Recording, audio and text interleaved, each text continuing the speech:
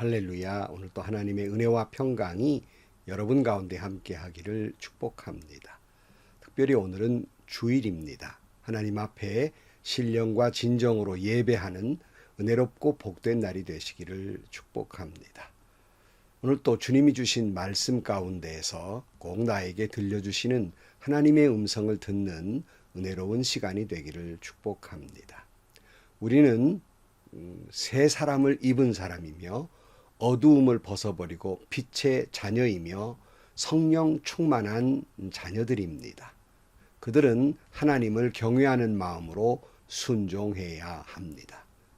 이와 같이 하나님께 순종하는 사람은 이 땅에서 교회와 가정과 사회 속에서 순종의 사람이 되어야 하고, 새 사람이 되었으니 하나님과 샬롬의 관계를 이루었으니 또한 그 은혜로 사람과 사람 사이에 샬롬, 평화를 이루며 살아가는 그런 저와 여러분들이 되시기를 주의 이름으로 축복합니다. 오늘 아침 하나님께서 우리에게 허락해 주신 말씀은 에베소서 6장 1절에서 9절 말씀입니다.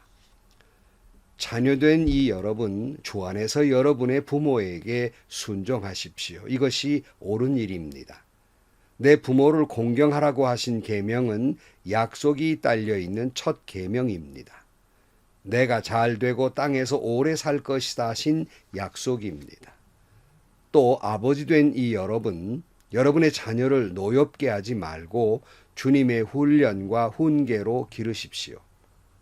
종으로 있는 이 여러분, 두려움과 떨림과 성실한 마음으로 육신의 주인에게 순종하십시오.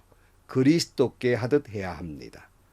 사람을 기쁘게 하는 자들처럼 눈가림으로 하지 말고 그리스도의 종답게 진심으로 하나님의 뜻을 실천하십시오. 사람에게가 아니라 주님께 하듯이 기쁜 마음으로 섬기십시오. 선한 일을 하는 사람은 종이든지 자유인이든지 각각 그 갚음을 주님께로부터 받게 됨을 여러분은 아십시오. 주인된 이 여러분, 종들에게 이와 같이 대하고 위협을 그만두십시오.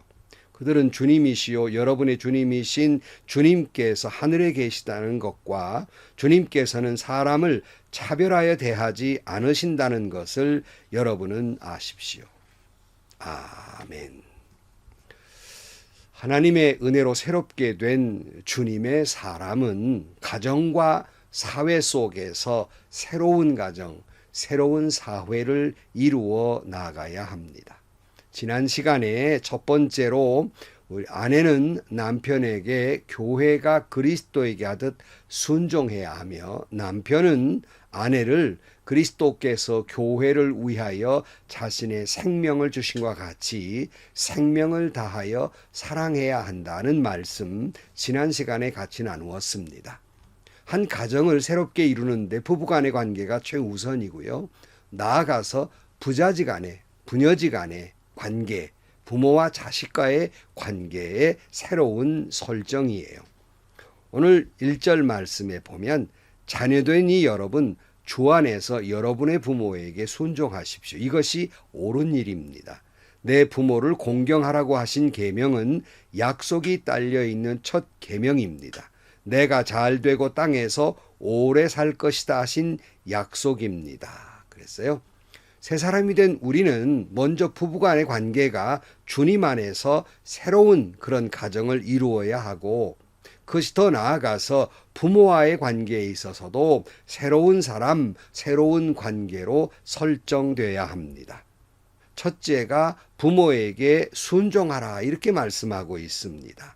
부모에게 순종하라는 것은 꼭 성경의 가르침이 아니라 동양의 성현들도 많이 한 말이고, 동양 사상의 근간은 부모에게 공경하라가 그 철학의 근간을 이루고 있기도 합니다. 그래서 당연한 말씀이지만, 그러나 성경은 그냥 순종하라고 하신 것이 아니라 주 안에서 순종하라고 말씀하고 있습니다. 주 안에서란 말씀의 의미가 뭘까요? 에베소 5장 21절 우리가 지난번에 본 말씀에는 여러분은 그리스도를 두려워하는 마음으로 서로 순종하십시오 그랬어요. 하나님을 경외하는 마음으로 서로 순종하라고 말씀하고 있어요. 마찬가지로 우리가 부모에게 순종하는 것도 주님을 경외하는 마음으로, 이게 조안해서예요. 주님을 경외하는 마음으로 부모에게 순종해야 한다는 말씀입니다. 요한일서 4장 20절 말씀에 뭐라고 했지요? 누가 하나님을 사랑한다고 하면서 자기 형제 자매를 미워하면 그는 거짓말쟁이입니다.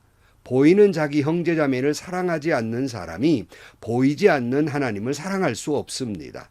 하나님을 사랑하는 사람은 자기 형제 자매도 사랑해야 합니다. 우리는 이 계명을 주님에게서 받았습니다. 그래서요. 아니, 하나님을 사랑한다고 하는 사람이 그 형제 자매를 미워한다면 이건 하나님 사랑한다는 말 거짓말이라는 거예요. 자기 형제 자매를 사랑하지 않는 사람은 하나님을 사랑하지 아니하는 것입니다. 당연히 주님을 사랑하는 사람은 형제 자매를 사랑하는 거예요. 왜요? 주님이 형제 자매를 사랑하고 계시기 때문에 그렇습니다. 이와 같이 하나님을 경외한다는 사람이 부모를 경외하지 아니하는 것은, 하나님을 사랑한다는 사람이 부모를 사랑하지 아니하는 것은, 하나님 말씀에 순종한다는 사람이 부모의 말에 순종하지 아니하는 것은 곧 거짓말쟁이와 같다. 그럴 수는 없는 노릇이다. 그런 말씀입니다. 이것은 10계명 가운데 첫 계명, 내 부모를 공경하라 하는 말씀의 계명이에요.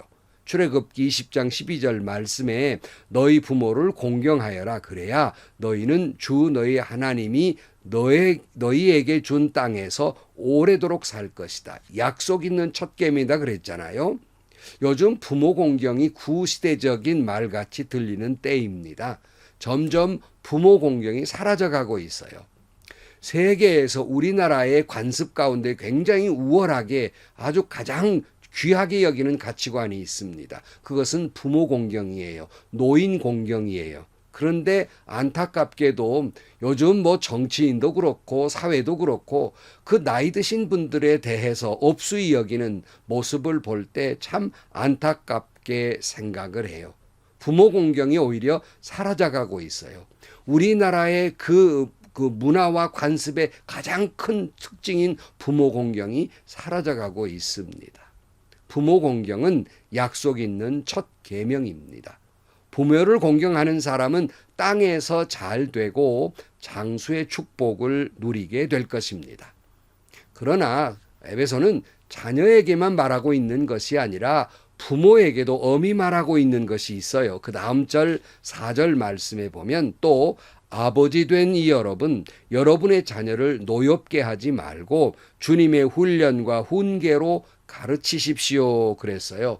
그러니까 자녀를 노엽게 하는 사람이 있어요. 부모라고 하는 권위로 자녀를 사랑한다는 이유로 자녀들을 노엽게 하는 경우가 있다는 것이에요. 때로는 훈계하는 명목으로 억압을 하고 고함을 지르고 어떤 부모는 폭력을 행하기도 합니다.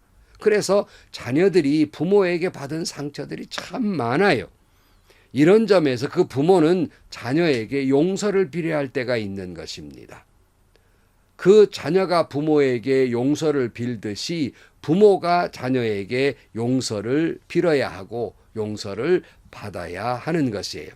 특별히 저도 아들이지만 아들들의 경우에는 사실은 아버지와의 관계가 참 불편할 때가 있습니다.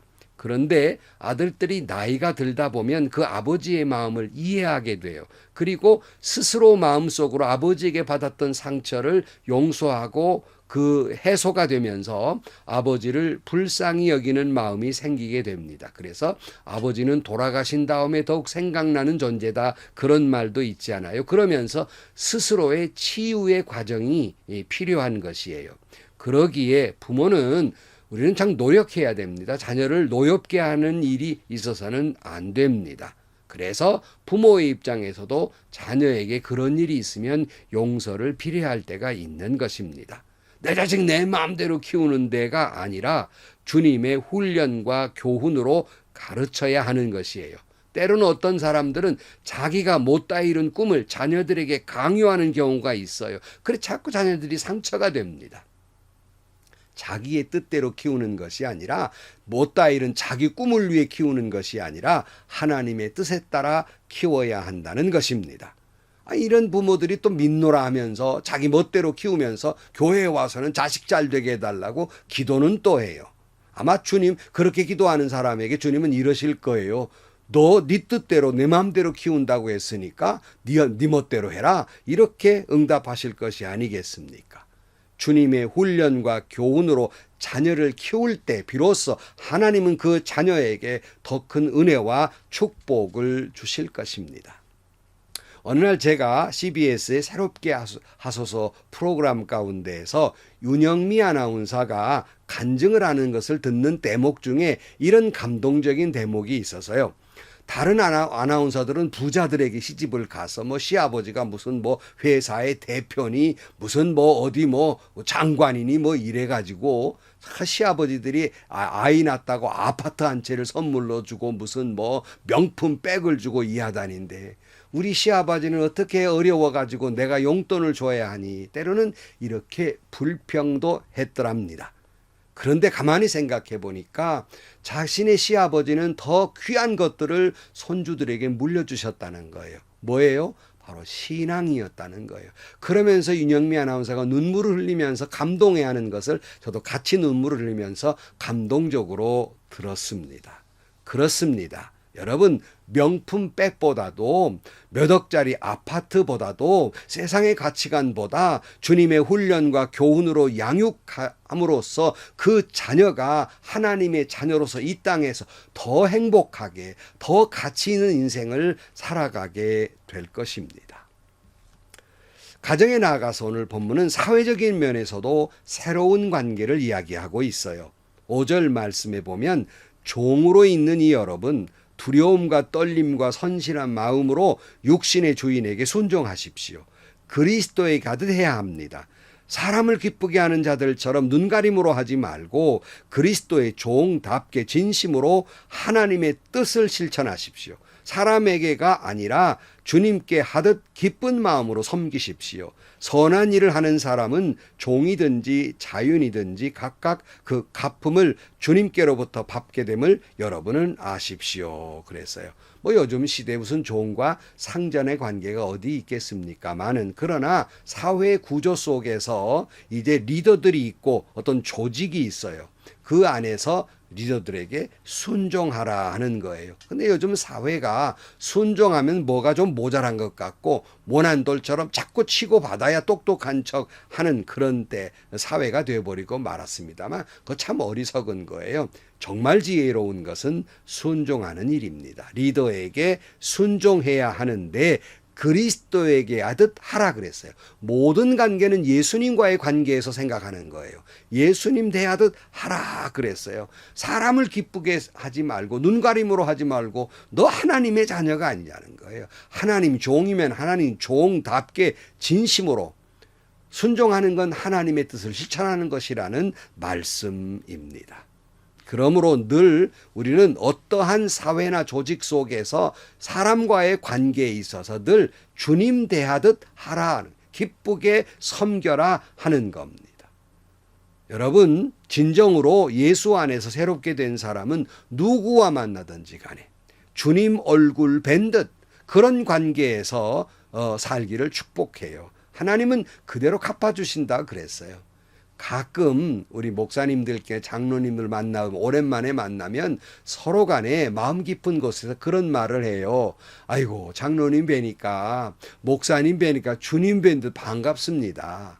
이것이 어느 인사치레가 아니라 모든 관계 속에서 누구를 보든지 간에 주님 얼굴 뵌 듯 그렇게 반갑게 여기고 그렇게 기쁜 마음으로 섬기는 것이 신앙인의 인간관계, 새롭게 된 신앙인의 모습이라는 말씀입니다. 그러나 에베소는 주인에게도 이렇게 말하고 있어요. 9절 말씀에 주인된 이 여러분 종들에게 이와 같이 대하고 위협을 그만두십시오. 그들의 주님이시요 여러분의 주님이신 분께서 하늘에 계시다는 것과 주님께서는 사람을 차별하에 대하지 않으시다는 것을 여러분은 아십시오. 그랬어요.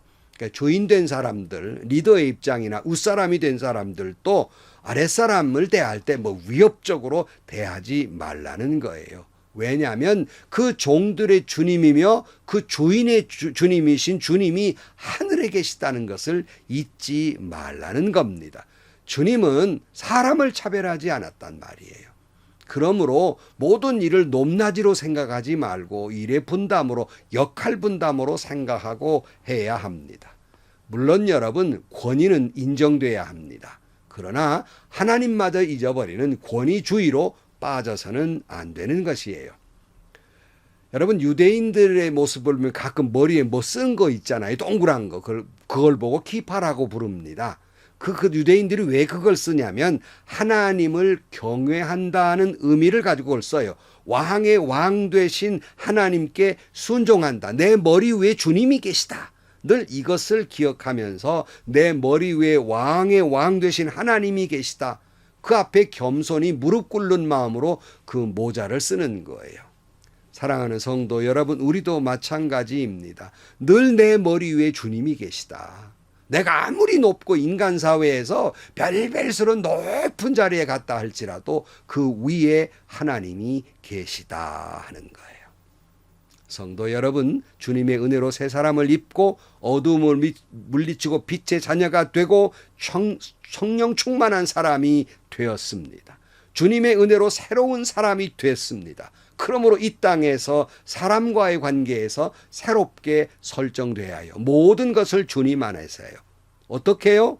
부부도 주님이 짝지어 주신 남편과 아내로서의 관계를 갖는 거예요. 부모 자식 간에도 주님 안에서 순종하고 주님 안에서 훈계와 교훈으로 가르쳐야 하는 겁니다. 사회 속에서도 모든 권위를 인정하되 주님이 주신 권위를 인정하고 늘 유대인들이 머리 위에 키파를 쓴 것처럼 늘 주님의 권위 아래 있음을 늘 기억하며 겸손하기를 잊지 말라는 말씀입니다. 오늘 또 여러분 하나님과의 샬롬, 평화를 이루고 사시기를 축복합니다. 그 하나님과의 평화가 사람과의 관계에 있어서도 서로 순종하고 섬김으로 말미암아 샬롬, 평화를 이루며 살아가시기를 주님의 이름으로 간절히 축원합니다. 기도하시겠습니다. 하나님 아버지, 늘 내 머리 위에 주님이 계심을 잊지 않게 하시고 새 사람 된 저희들이 모든 관계가, 인간관계가 주 안에서 바라보게 하여 주옵소서. 누구를 보든 주님 대하듯, 누구의 얼굴을 보든 주님 얼굴 뵌 듯 그렇게 기쁘게 섬기고 서로 피차 순종하며 살아가게 하여 주옵소서. 그리하여 우리의 가정과 교회가 천국 같게 하여 주옵소서. 예수님의 이름으로 기도하옵나이다. 아멘. 성도 여러분, 오늘 또 주일날 교회에서 누구를 보듯 반갑게 맞이하면서 주님 얼굴 뵌 듯, 아이고 집사님 뵈니까, 장로님 뵈니까, 목사님 뵈니까 주님 얼굴 뵌 듯 반갑습니다. 인사치레가 아니라 정말 마음 깊은 곳에서 그렇게 성도를, 목사도 성도를 그렇게 대하고 성도도 목사님을 그렇게 대하고 장로님도 목사님을 그렇게 대하고 목사님도 장로님을 그렇게 대하고 장로님도 성도들을 그렇게 대하고 성도들도 장로님을 그렇게 대해서 여러분 가정에서나 교회에서나 그렇게 주님 뵌 듯 서로 섬기고 기쁜 마음으로 순종함으로 말미암아 천국 같은 교회, 천국 같은 가정을 이루시기를 축복합니다. 오늘도 행복하시고요. 좋은 일이 가득한 하루가 되시기를 주님의 이름으로 간절히 축원합니다.